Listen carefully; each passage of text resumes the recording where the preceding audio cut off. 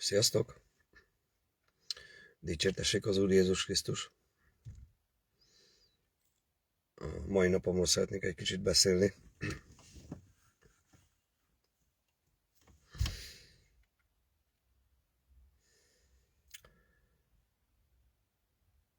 Ma is atyánk szépen vezette a napomat, mint általában, hogy szokott történni. Ám munkával töltöttem, de elkezdeném, hogy alakult a reggel, és meglátjuk, mit ad atyánk. Miről fogok még beszélni. Történtek itt dolgok a mai nap. Most éppen végeztem, az előbb jöttem haza a munkából.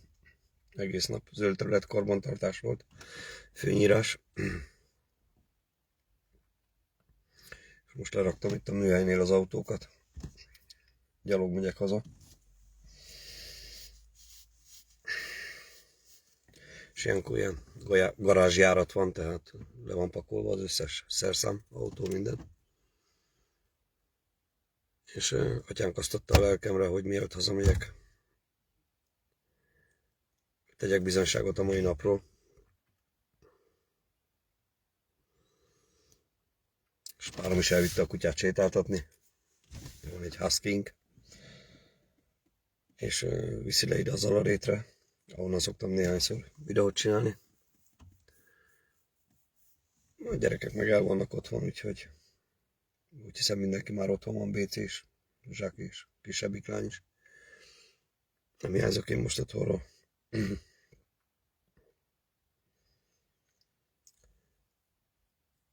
Tehát a mai nap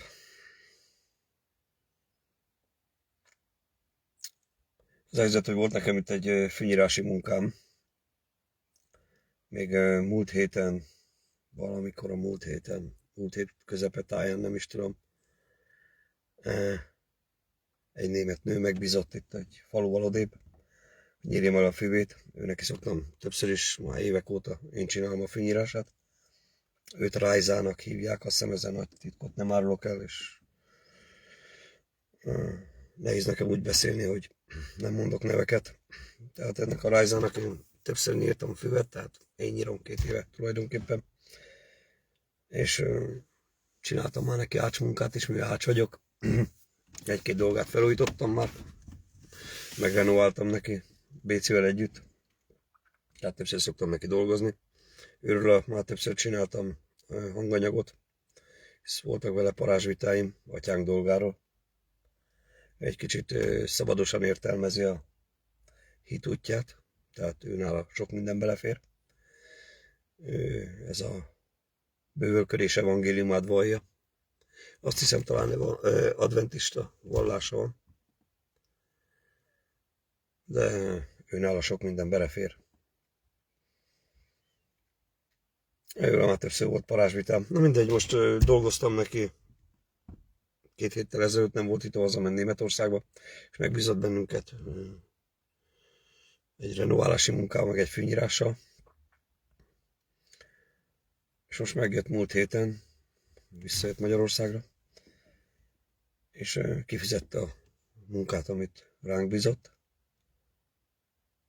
és fizetett egy fűnyírást előre. De hát ez múlt héten történt. És mondta, hogy amikor majd lesz időm, tudja, én elmondtam neki már, hogy én hogy állok az élethez, tehát ha atyánk indít, akkor megyek dolgozni. Nem is erőltette ezt a témát, mondta, amikor úgy érzem, akkor menjek, ő kifizeti. Hát mondom, már egy hete is talán, hogy kifizette. És mondtam neki, majd jövök, tehát tudom, hogy mi a kötelességem, tehát időben meg lesz csinálva, de megvárom, míg atyánk elindít a munkába. Tehát minden munkával már így vagyok, tehát reggel felkelek, feljövök ide a műhelyhez, és ahogyan atyánk adja lélekre, úgy indulok el dolgozni, ha éppen elmegyek. Ha nem, akkor van itt munka bőven, tehát 3 családhoz rendezem én így a fizikálisan a tűzifavágást, ezzel kitelik az egész év, mire, tehát az egész nyár, meg az ősz kitelik, mire összeszedem, meg összevágom, meg elviszem, tehát összes szabadidőt vagy ez, úgynevezett szabadidőt, amit nem munkával töltök. Tehát ezzel foglalatoskodok, meg általában a járműveknek az úton tartásán kell foglalatoskodni, tehát bőven akadt tennivaló. Nem mindig valami lerohad az autókon. Ez is meg van mutatva, a hiába valóság, tehát atyánknak úgy volt kedves, hogy tartsuk meg a régi autókat. És hát azért ad feladatot bőven, tehát van mit csinálni mindig. Hát unatkozás az nincs.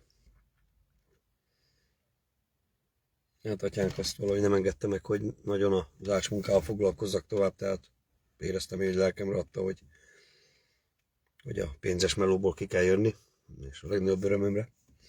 Mindegy, tehát visszatérek a mai naphoz. Ma is atyánk hogyan indított útnak. Hát reggel feljöttem a műhelybe.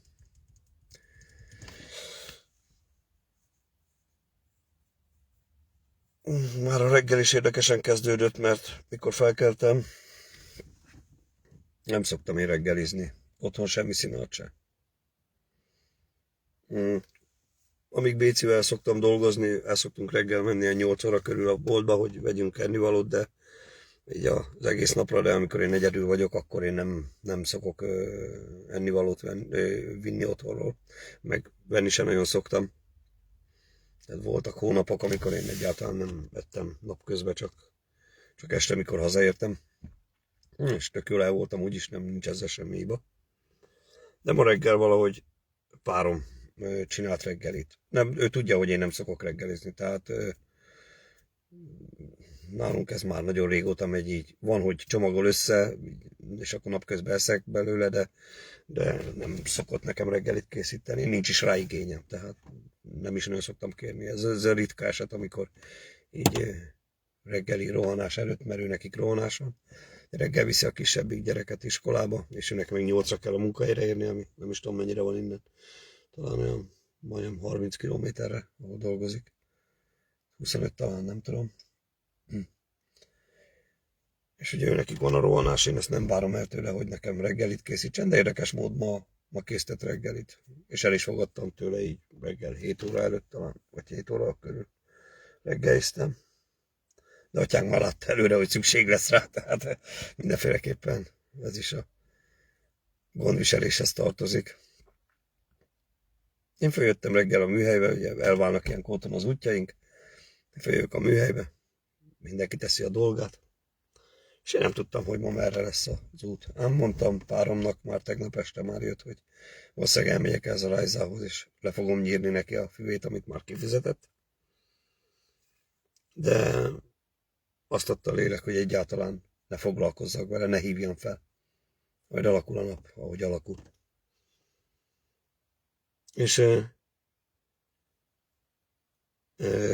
jöttem reggel.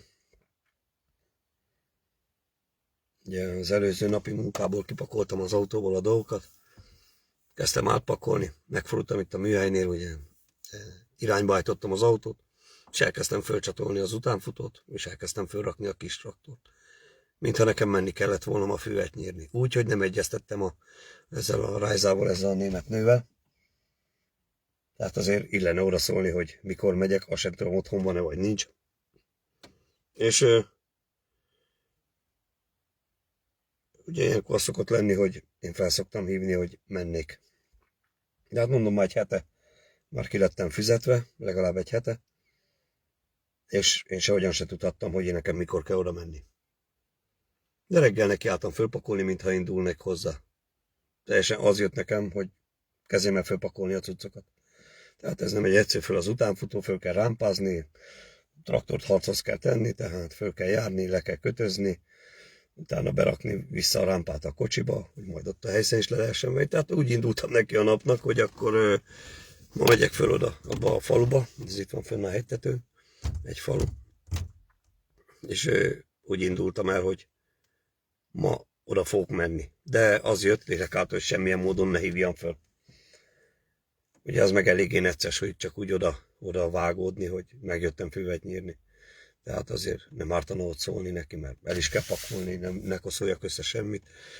És ahogy elkezdtem a dolgokat felkötözni ugye utánfutóra, ugye fel a traktort, és egyszer csak csörög a telefonom. Párom hív, és mondja, hogy most üzent neki a Rajza, mert általában szoktak így kommunikálni, ugye párom nem tud németül, hanem leírja magyarul, és akkor a fordítóprogram lefordítja neki németre. És hív párom, hogy üzent a Rajza, hogy mikor tudnék menni, hozzá füvet nyílni, hogy esetleg ma meg tudom oldani, és akkor mondom páromnak, éppen most csatoltam fel az utánfutóra a traktor, tehát atyánk előre megmutatta, hogy oda kell menni, tehát mindenféle agyalás nélkül, minden nélkül, tehát pontosan és időben úgy, ahogy kellett annak történnie. Én megkaptam azt, hogy na most kezd el fölkötözni a cuccokat, és mindjárt indulhatsz is. És mondom, mert már hívott is, azt írtam ő, hogy akkor esetleg ma meg tudnám-e neki oldani. És persze, hogy meg tudjuk oldani. Ez is furcsa, mert szoktam hallani az interneten, néha elém kerülnek ezek a rövid videók, ugye a Facebookon vagy Youtube-on, nem is tudom, ezek a rövid mindenféle ökörségek meg ilyenek, és ott ilyen bölcsességeket is szoktak mondani, ilyen nagy emberi bölcsességeket, ilyen életmódtanácsadástól elkezdve minden, és meg szoktak ott szólalni ilyen különböző szakemberek, különböző szakiparból. Akár autószerelő, burkoló, de azt vettem észre, nekem ilyen építőipari dolgokat dobál fel, ami nem szoktam velük foglalkozni. Tehát én meglátom, hogy építőipari videó jön föl, hány ingert kapok, 30 évet csinálom lassan már az építőiparban, 30 éve benne vagyok. A burkástól elkezdve minden szírszart csináltam már. Úgyhogy én főleg az ilyen barkács videóktól hányni tudnék, tehát azt én egyből már lépem is tovább. De szoktam hallani olyat, hogy az nem szakember, meg milyen ember az, milyen munkás az, aki azonnal tud menni dolgozni. Az elméletileg megbízhatatlan, rossz munkát végez, mert aki egy jó szakember, tehát profi, ugye a profi szó az valami olyasmit jelent, hogy azt hiszem a hivatalos megfogalmazása az, aki napi szinten valamit csinál, tehát megélhetésszerűen egy adott feladatot csinál, akkor ő abba az adott szakmába ő professzionálisnak számít, tehát profinak számít. Mert hát különben nem tudna napi 8 órát dolgozni éveken keresztül, hogyha abba a szakmába, hogyha ő nem lenne profi. Tehát ez a profi.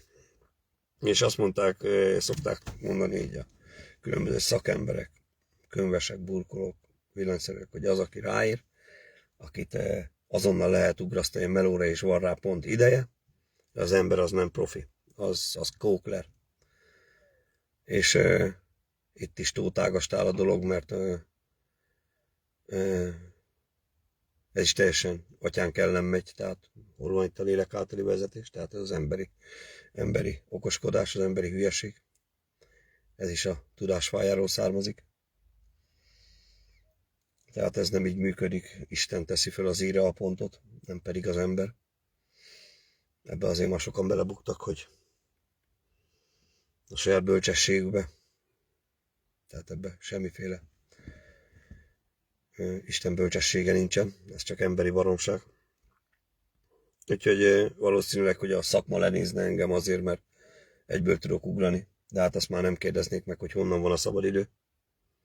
Tehát ha arról akarnék beszélni, akkor mert látom itt a helyi szakembereket, tehát kollégákat, ácskollégákat, építőipari szakembereket, azoknak hónapokra előre le vannak kötve, le vannak foglalva, tehát talán én vagyok az egyedüli itt a környéken, aki bármilyen munkára azonnal fogható, de hát ezt atyámnak köszönhetem.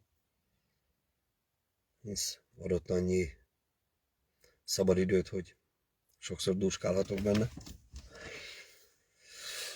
Azt nem tudom, hogy ez a német megrendelő, ez hogy áll ez a dologhoz, de örült neki, hogy azonnal tudtam menni. Ez most csak így, mint idézőjelbe tettem, hogy állítólag az egy kalapszart nem ér, aki azonnal tud ugrani, mert az olyan szakember is.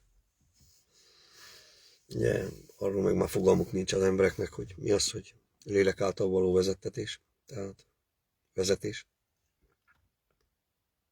De ezt most csak így idézőjelbe szőttem bele a mondani valómba, hogy terjeng egy ilyen mondás is az interneten.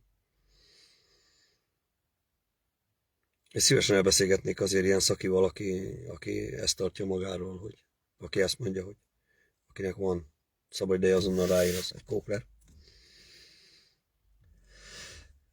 Talán Istenhez kéne fordulni, és lehet, hogy megváltozna az álláspontja. Tehát ott tartok a kis történettel, hogy atyánk felkészítette előre, hogy nyugodtan pakoljam össze a dolgokat, mert hamarosan indulhatok. Ez egyszerűen fantasztikus, tehát ahogy atyánk dolgozik.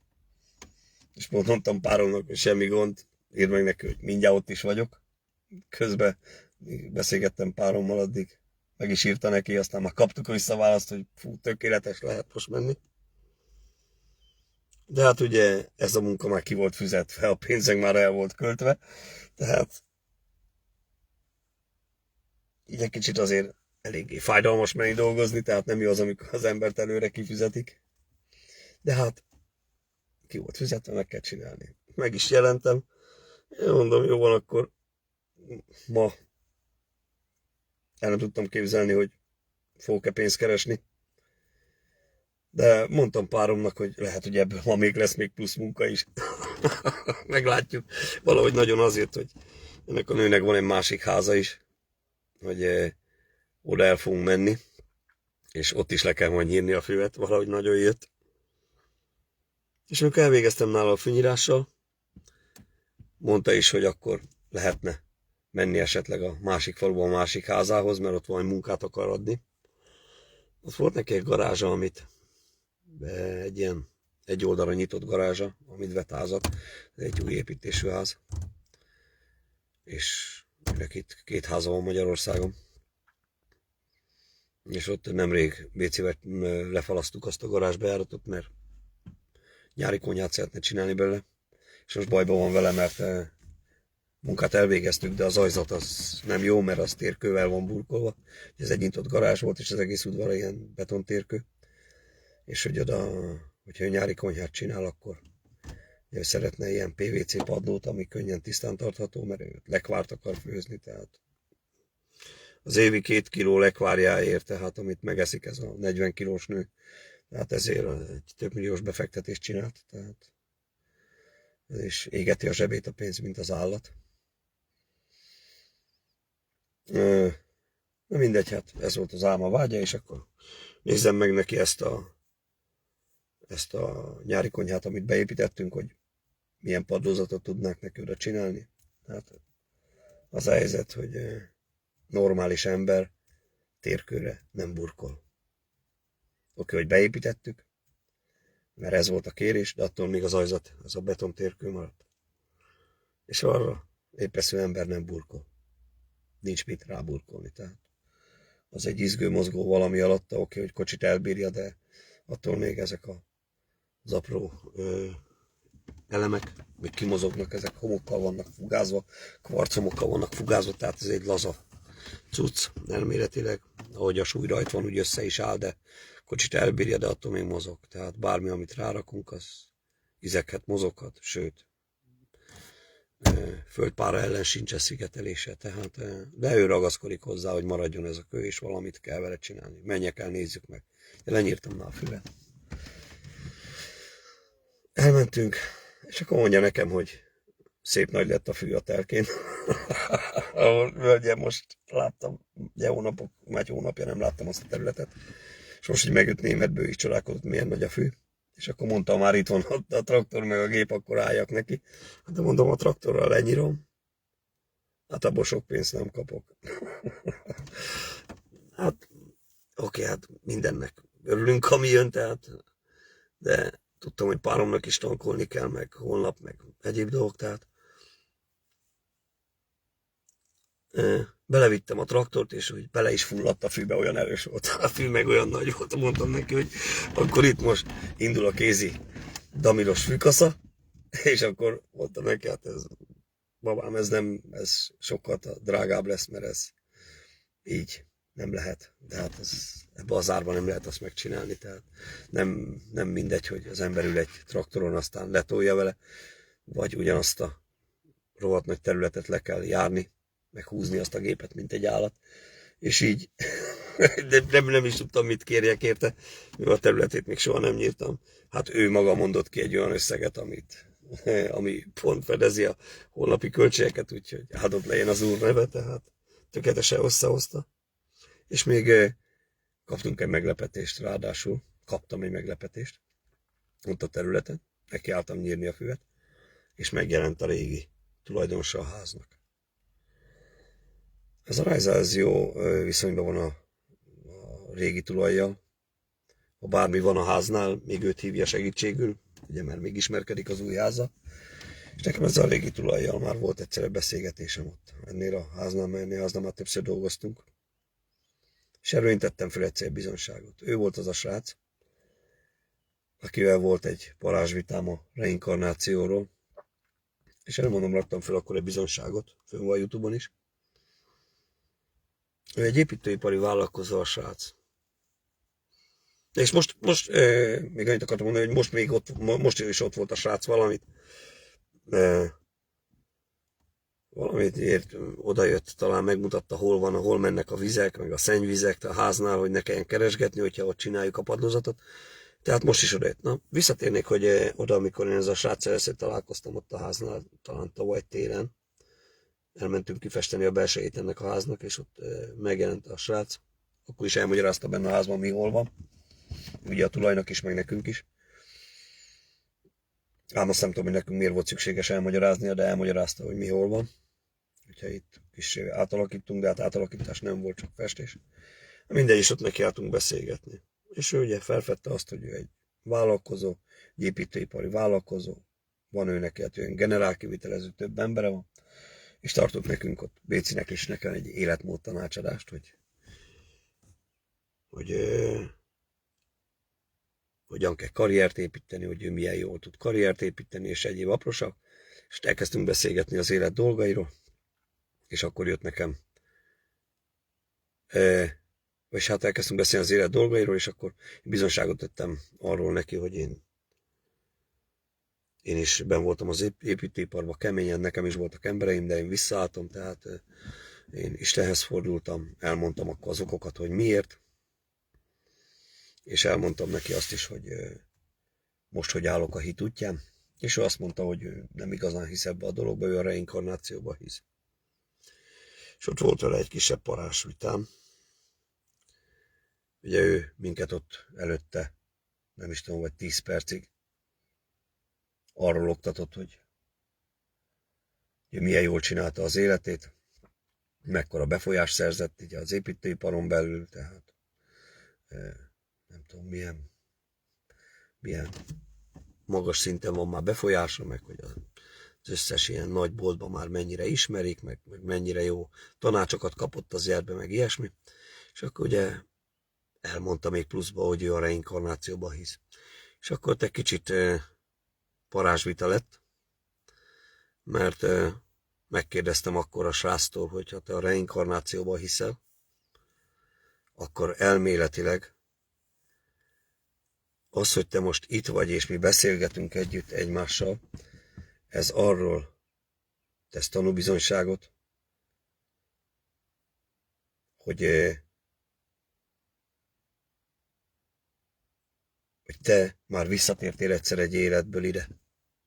Hisz elmondásod szerint akkor jövünk vissza, tehát a reinkarnáció szerint állandóan visszaszületünk a földre, ha valamit nem jól csináltunk. Tehát nem tudom, ezt nevezik karmának, vagy minek. A srác ezt elmagyarázta, hogy ez hogy működik, és elmondta, igen, akár ő már többször is valószínűleg leszülethetett ide a földre. És mondom, akkor ha te már többször leszülettél erre a földre, és most is itt vagy, akkor arról tesz tanúbizonyságot, hogy te nagyon rosszul csináltál valamit az előző életben. És azt mondta, valószínűleg ez így van, igen. És mondom, akkor ezt nem teljesen értem a dolgot. Mondom, itt nekünk te életmód tanácsokat adsz, meg vállalkozási tanácsokat adsz, és mindenféle olyan dologról beszélsz nekünk, hogy hogyan kéne élni az életet, és közben te mindent elrontottál az életedbe.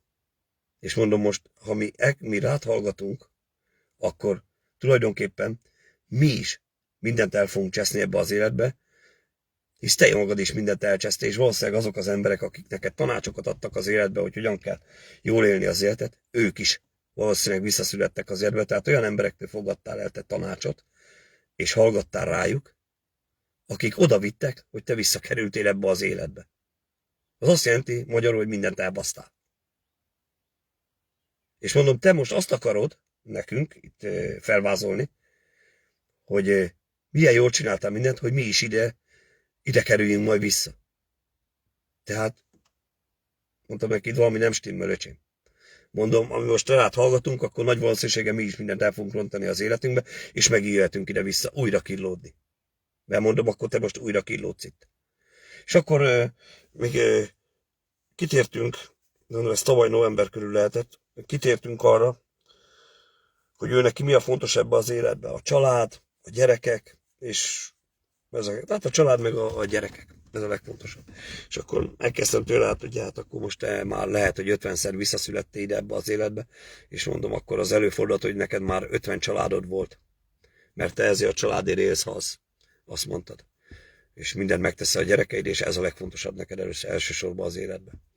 És mondtam neki, hogy akkor úgy néz ki, hogy neked már lehetséges, hogy volt 50 családod, mondom, és azokra nagy ívbe szarsz. Nem is emlékszel rájuk.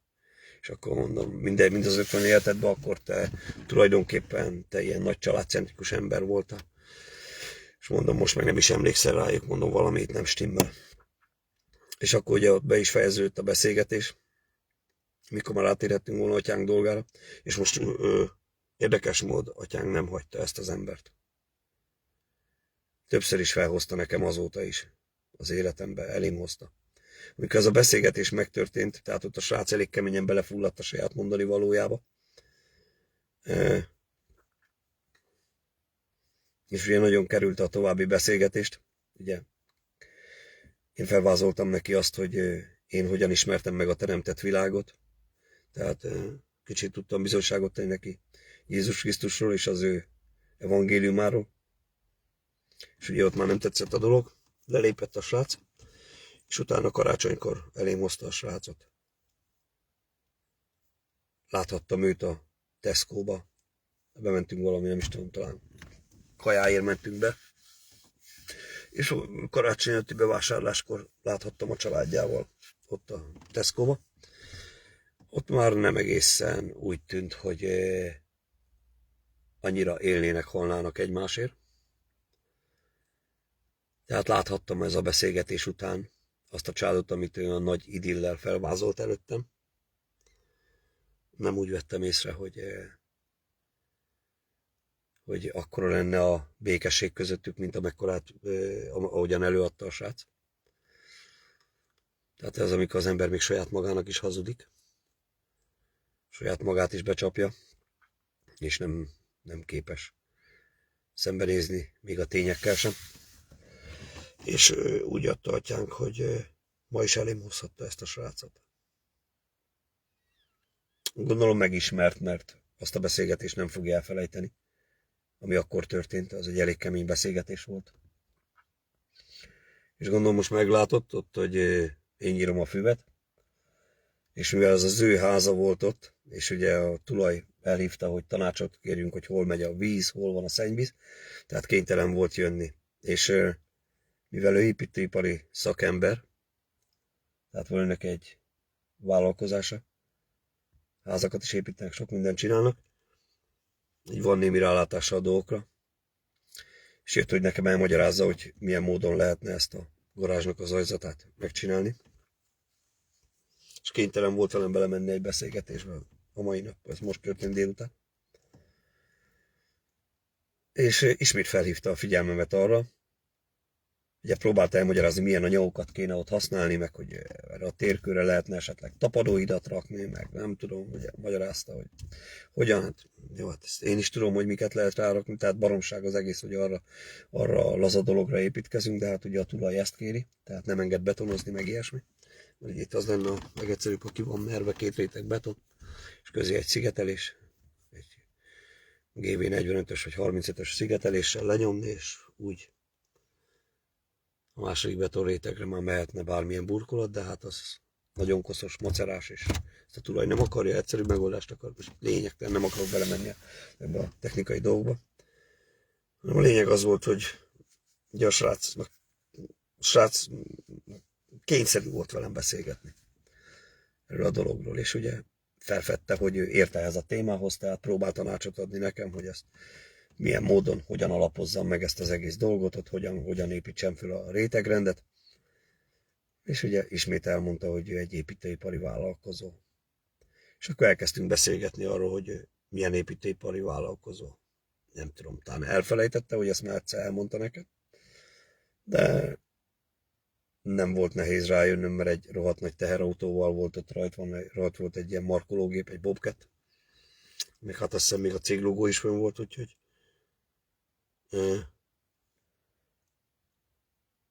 abból is láthattam volna, hogy ért a dologhoz, tehát mindegy, még egyszer elmondta nekem, hogy hát, hogy ő egy építőipari vállalkozó, saját emberei vannak, meg hát ő generálkivitelező is.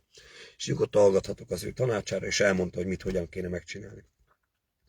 És akkor rákérdeztem a sráctól, hogy bocs, ne arra, hogy mennyi embered van neked? Te vagy a főnök? És akkor mondja, hogy ő a főnök. Hát tudtam, hogy ő a főnök, de játszottuk kicsit megint a hülyét. És láttam, hogy próbál már kitérni a beszélgetésből, de hát mondom, időm van. Ő sem láttam, hogy nagyon siet, de akkor kicsit beszélgessünk. És kérdeztem tőle, hát mennyi emberre dolgozol? És mondja nekem, hogy most nem tudom, most 10-valahány embere van neki. És elmondta, mekkora projekteket csinálnak, évi több 10 000 négyzetméter térkövet raknak le. Elmondta, hogy itt a környék melyik nagy cégének ők csinálták a csarnok alapozását, a térkövezését, tehát nem kicsik a srácok, tehát úgynevezetten, tehát nem egy ilyen törpevállalkozás. Tehát, hogy hallgattam a négyzetméter számokat, meg a dolgokat, amiket mondott, hogy melyik épületeket csinálták meg, hogyan, tehát ebből le tudtam vágni, hogy elég nagyba csinálják. Oké, csak 10 pár ember, de mondta, volt neki 30 is. De most csak ennyien vannak jelen pillanatban. De bővíteni akar. És akkor elkezdtünk beszélgetni arról, hogy megkezdtem tőle, hogy tulajdonképpen neked mi a szakmád. És mondja, hogy ő építőipari mérnök. Valamilyen építőipari mérnök. Mérnökit végzett. És akkor elkezdtünk beszélgetni kicsit az élet dolgairól. És de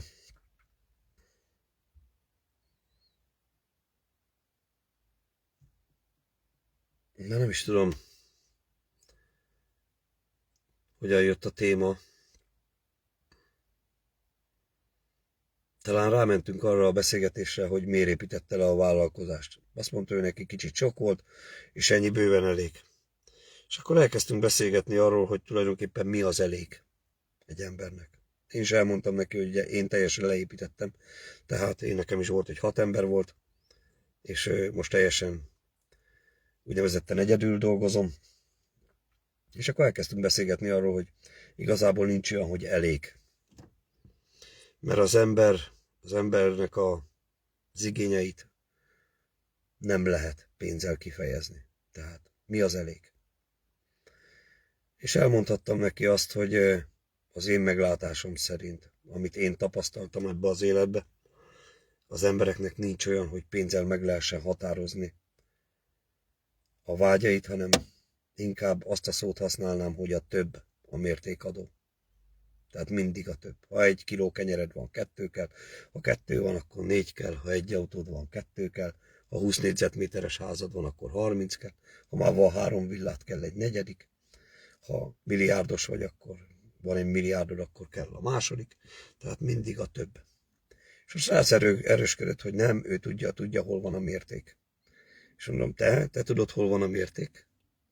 Mondom, neked most mondtad, hogy 10-valahány embered van. Mondom, szükséged van neked 10-valahány emberre? Mondtam, egy egyszerű élethez elég vagy te magad is, építőipari mérnök vagy. Mondom, egy kis udvar letérkövezését egyedül is meg tudnád csinálni. Minek ehhez markológép, teherautó, minek ehhez 10-valahány ember? Tehát ő nekem előadta azt, hogy ő milyen egyszerű életet él. Tehát ő tehát szeretne egyszerű életet élni. Én úgy gondolom, hogyha van 13 embered, vagy 14, vagy akár 20, az nem egy egyszerű életmód. Tehát próbáltam elmagyarázni a srácnak, hogy ennek semmi köze nincs az egyszerűséghez. Tehát, ha egyszerűen akarsz élni, akkor ugye próbáltam volna rávezetni Isten dolgaira, de valahogy nem lehetett. Egyszerűen nem volt nyitott erre a dologra. És egyszer csak kifakadt a srácból, hogy ő milyen nehéz sorsból jött. És hagytam, hadd beszéljen. Meglátjuk, mit hoz ki atyánk ebből a beszélgetésből. És elkezdte mondani nekem, hogy gyerekkorában ők többen voltak testvérek, és nagyon szegény sorsból származik, szegény sorból származik, bocsánat, és hogy volt neki egy emlékképe, hogy arra emlékszik, hogy amikor az anyukája bevásárolt nekik, hogy egy kis édességet ehessenek, annyi pénz volt csak, hogy mit 3 gyerekre egy darab túrórudi jutott, nem tudom, ki ismeri a túrórudit, ez egy ilyen édesség, ilyen csokoládéval bevont ilyen túrós rud, és talán valami töltelékes tudsz, ha minden igaz, és hogy egy ilyenre futotta nekik. És azt kellett elosztani a 3 gyerek között. És még ilyen emlékeket hozott fel. Érdekes mód, amikor kicsit kezdtem a beszélgetés alatt a lelkét megérinteni, egy szót sem említett arról, hogy hány négyzetméter térkövet raktak le az életébe. Tehát onnantól kezdve a munka megszűnt létezni. Tehát nem kezdett el beszélni a vállalkozásáról, hanem ilyesmi emlékeket hozott fel a srác, hogy milyen szegény sorsban voltak. És nosztalgiával gondolt vissza. És úgy vettem észre, mintha megkönnyezte volna. Tehát kezdett a szeme így bekönyesedni. Elkezdett csillogni a szeme.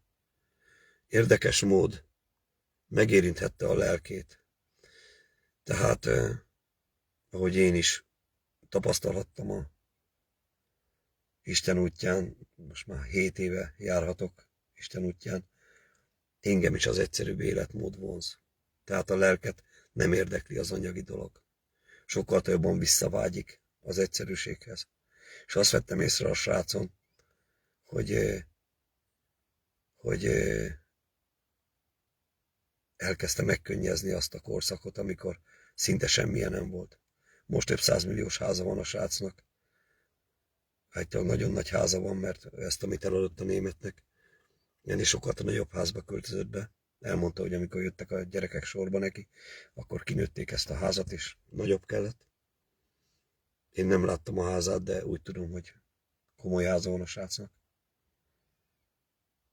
És érdekes mód nem kezdett el beszélni a gazdagságról, hanem ahogy egy kicsit a lélek dolgára tudtam terelni, úgy vettem észre, hogy sokkal inkább szívesebben gondolt vissza az egyszerűbb életre. Talán vágyik vissza. De azonnal jött az ego, és láttam, hogyan uralja le a gyereket. És hogyan próbálta visszaterelni az egója az eredeti mederbe a beszélgetést, tehát vissza a világi dolgokhoz, tehát hogy megvédhesse az álláspontját. De láttam, hogy a lélek hogyan nyílt volna meg, és hogy mennyire leuralta az ego. Amúgy érdekes volt, a beszélgetés közben megcsörrent a telefonja. És mondta neki, nyugodtan vedd föl, te fontos ember vagy, neked embereid vannak, vedd föl nyugodtan a telefont. És azt mondja, hát csak a feleségem az. És akkor mondták, hogy figyelj, vedd föl a telefont nyugodtan, még itt beszélgetünk, mondom, semmi gond. Felvette a telefont, és ki volt hangosítva. És a felesége szólt bele a telefonba, hogy remélem nem felejtesz el hazajönni. Nem is tulajdonítottam ennek különösebb jelentőséget ennek a mondatnak, és a srác rakta a telefont. És elkezdett arról beszélgetni, hogy ő neki csak az a fontos, hogy a gyerekeit kitanítassa, hogy jól élhessenek a gyerekei. És ilyenekről kezdett el beszélni a srác. És akkor feltettem az embernek a kérdést, hogy mit gondolsz arról, nem 2 szót próbál nekem elmondani, hogy neked mit jelent, mi az, hogy élet, mit értesz az alatt, hogy élet, és mit értesz az alatt, hogy boldogság. És érdekes volt, mert a srác nem tudta megválaszolni egyiket se. Csak nézett és furcsán mosolygott. És nem tudott rá válaszolni. Egyszerűen nem tudott rá válaszolni. És nem tudom, mondja nekem, hogy talán nincs is ember ezen a földön, aki ezt meg tudná válaszolni, ezt a kérdést. És mondtam neki, de meg lehet válaszolni. És azt mondta, hogy igazából 8 milliárd ember van ezen a földön, ezek szerint mindenki máshogy éli meg a boldogságot. És akkor mondja nekem a srác, hogy nincs egy ilyen séma, hogy mi a boldogság. És mondom, pedig van az életnek, tehát az életnek van egy értelme, és van egy törvénye. Ha azt nem értjük, akkor semmit sem értünk. Tehát teljesen falsul éljük az életünket. És ahogy rávihettem volna Krisztus dolgaira, atyánk dolgaira a beszédet, de már akkor hátrált ki a srác, nem akart belemenni mélyebben a beszélgetésbe.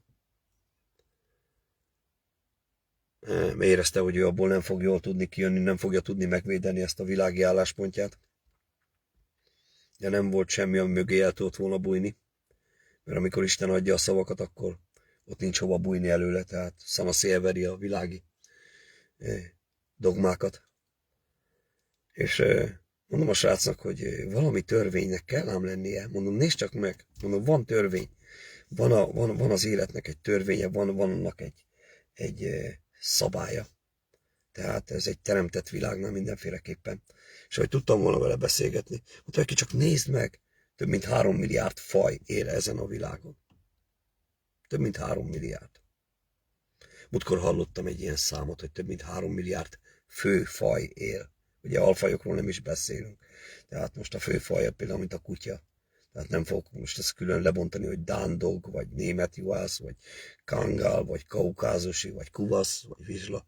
Tehát főfaj. Mennyi alfaj lehet? És mondom, nézd meg, mindegyik ismeri az életrendjét, ha az ember nem avatkozik bele. És mondom, nézd meg az őzeket, a madarakat, tehát követnek egy törvényt. És mondom, itt van az ember, és te meg azt mondod, hogy 8 milliárd ember külön utakon jár, tehát ez valami itt nincs rendben. Mondom, gyere beszélgessünk erről, és meglátjuk, mit ad atyánk nekünk. Hát ha kapunk valami kijelentést, hogy ez hogyan működik. És a srác nem ment bele a játékba. Egyszerűen megköszönte, amit mondhattam neki, és beült a kis teherautóba, és elviharzott. És utána mondom a német nőnek, mondom, hogy mivel látom, hogy bele fogok nyúlni kicsit az estébe a munkába, kimennék venni valami vacsorát, vagy valami ennivalót. Tehát a reggelivel addig tartottam ki, tehát biztos kitartottam volna tovább is, de éhes voltam. És valahogy azt adta a lélek, hogy menjek ki a faluba. Itt abban a kisboltban, van egy kisbolt. Igazából 2 van, de menjek ki ez kisboltba. Amelyik éppen nyitva van, ez már 4 óra után volt. És ez elég korán zárnak a boltok. Hát 4 körül már bezárnak, de tudtam, hogy az egyik talán hosszabb ideig van nyitva. És azért azt kaptam a lelkemre, hogy üljek be az autóba és menjek ki, és vásároljak ételt. És ahogy beültem az autóba, kimentem, és a falu közepén van ott egy ilyen cigarettabolt, dohánybolt, ami általában helyi kocsmaként szokott működni. És ott mentem el mellette, és azt láttam, hogy a srác már ott van. Nem ment haza. Nem hiába mondta a felesége, nem hiába kellett hallanom azt, hogy ne felejts el hazajönni. lehet itt hazudni magunknak, hogy meg előadni kifele a szépet. Ugye amikor a novemberi beszélgetés volt, elmondta, hogy ő a családért él. Családa minden, és most is elmondta, hogy a családa minden. Mégsem az első dolga hazamenni. És amikor visszajött a boltból, még mindig ott volt. És amikor láttam őket karácsonykor bevásárolni, nem hiába láthattam. Az sem volt egy családi idill. Kifele mutatják az emberek a szépet, én is nagyon sokáig mutattam a szépet és a jót. Aztán közben megkötéllel futkasztom a kezembe. Napokban, múltkori videómban is mondtam, beszélgettem egy emberrel, aki kifele mutatja a szépet, a jót, és közben elmondta, hogy azon gondolkozott, hogy az autóval félrehúzza a kormányt.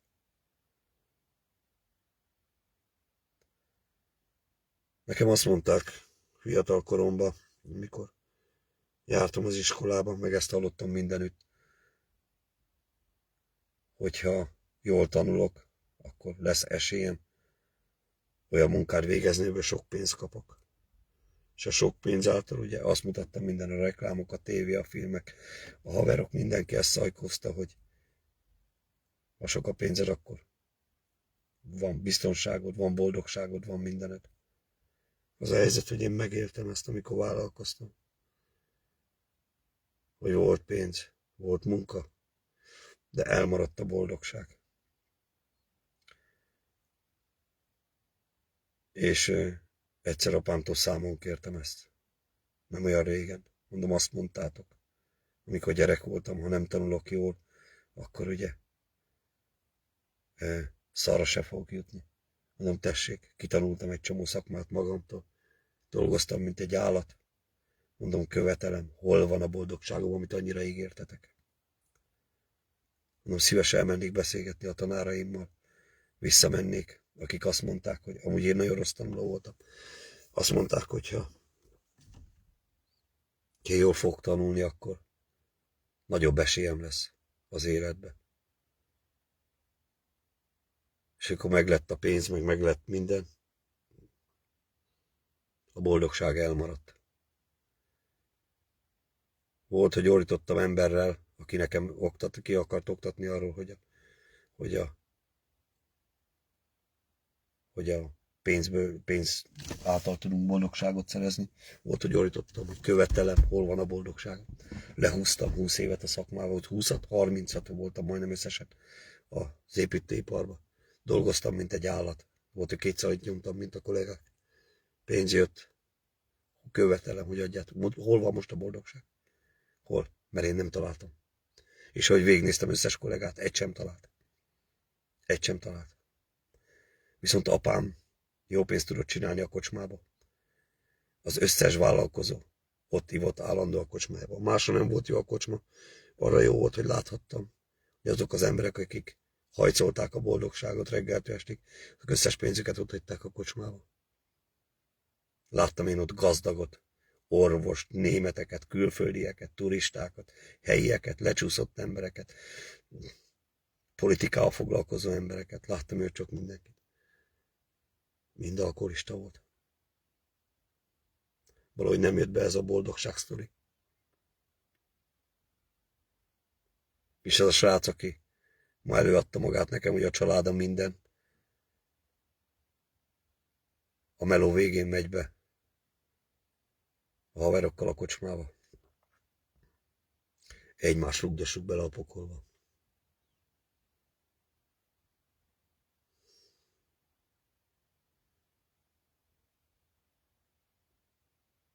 Együtt haldoklunk. Tehát láttam ilyet, amikor az emberek, gyere, ígyunk egyet. És együtt haldokolnak. Egyedül nem jó haldokolni, akkor haldokoljunk ketten. Ezt láttam. 40 évig láttam apáméknál.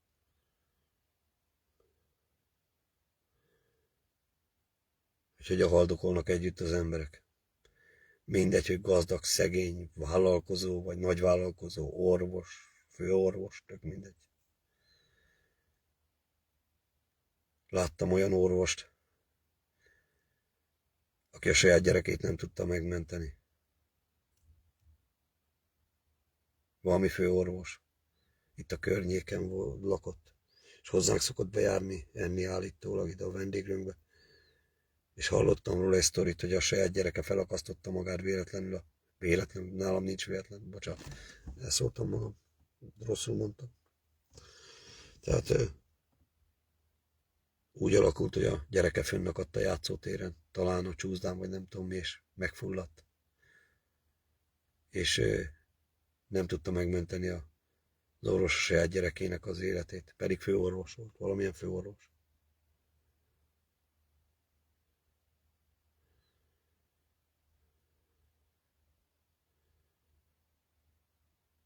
Azt is tudom, hogy hozzánk járt enni, és ivott is, mint egy állat.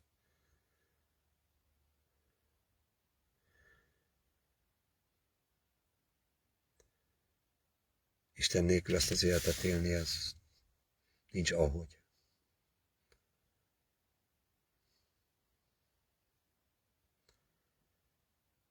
Én nem is tudom, hogy én hogy bírtam életben maradni idáig. Tehát 7 éve mentem rá erre az útra, és el nem tudom képzelni, hogy tudtam odáig elvergődni. De az egyetlen dolog, az jó dolog, ami történhetett az életemben, az az, hogy nem tagadtam meg az Isten hívását. Ez az egyetlen jó dolog, amit elmondhatok. Persze ilyenkor kéne azt mondani, hogy persze, hát a gyerekeim, meg a család, meg a többiek, hú, hát azokért élünk. Persze a lófaszt. Ott volt a 2 gyerekem, és mégis kötélre futkoztam a kezembe. Nekem lehet dumálni. A nagy családi idillekről, meg a nagy családi dolgokról mondom, láttam, apámnak kocsmája volt. Láttam, hogy a nagy emberkék, akik a családra esküdtek, aztán úgy kellett őket kirúgdosni még éjfélkor a kocsmába. Karácsonykor is ott ültek. Este 7-kor. Még bennültek a kocsmába, apám nem tudott zárulát, meg anyám nem tudott zárulát csinálni. Mert nem akartak hazamenni az emberek. Karácsonykor. Nesze neked családi idén lehet dumálni. Vagy akkor csak mi voltunk ilyen szerencsétlenek. A boldogság az nem itt van. Az nincs, ahogy ember. Ezt közül, tehát, hogy ezt boldogságot lejjen. Ez csak Jézus Krisztus által jöhet.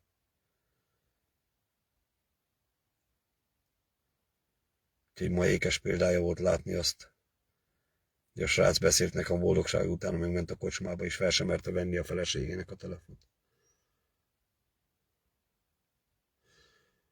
És arról beszélt, hogy milyen jó volt az a korszak, amikor egy túróról díjtott a 3 gyerekre. Most meg nem tud hazamenni a saját házába.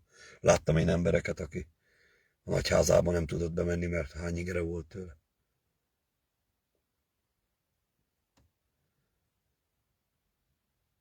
Isten megadta, hogy dolgozhattam olyan helyeken a kerti bútorozással, hisz ezt általában az olyan emberek engedhették meg maguknak, akinek volt pénze. És így nagyon sok munkát végeztünk az elmúlt 20 év alatt, és járhattunk gazdag embereknél. Hát ott akkor a képmutatás van. De valami eszméletlen. Ott tragédiákat lát az ember.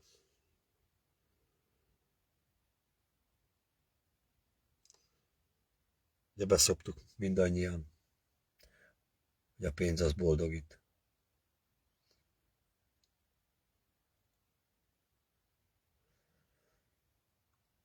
Ja, úgyhogy ma ez történt.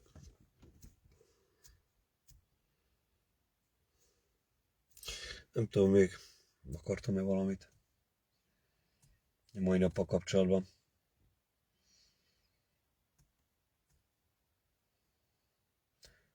Így nagyjából ennyi mára.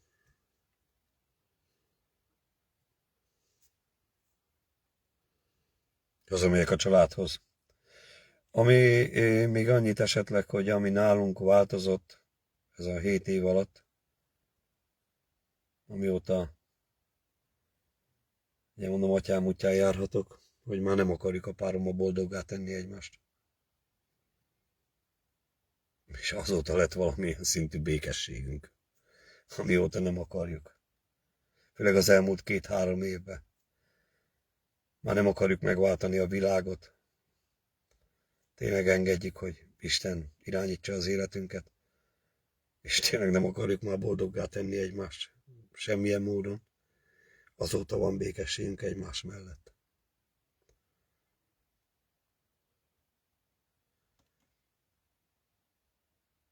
Én erről tudok beszámolni. Amíg próbáltuk boldoggá tenni egymást, addig csak veszekedés volt, katasztrófa. De mióta átadtuk valamilyen szinten atyánknak a vezetést, azóta sokkal nagyobb békességet leltünk, ám egyszerűbb életet is élünk. Életem legjobb 7 évét mondhatom magam mögött.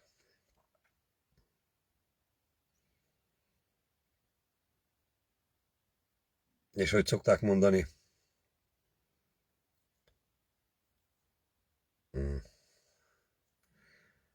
ezt a 7 évet nem adnám oda a világ minden kincséért se. Életem legszebb időszaka. Úgyhogy ezzel zárnám most a videót. Dicsértessék az Úr Jézus Krisztus. Sziasztok!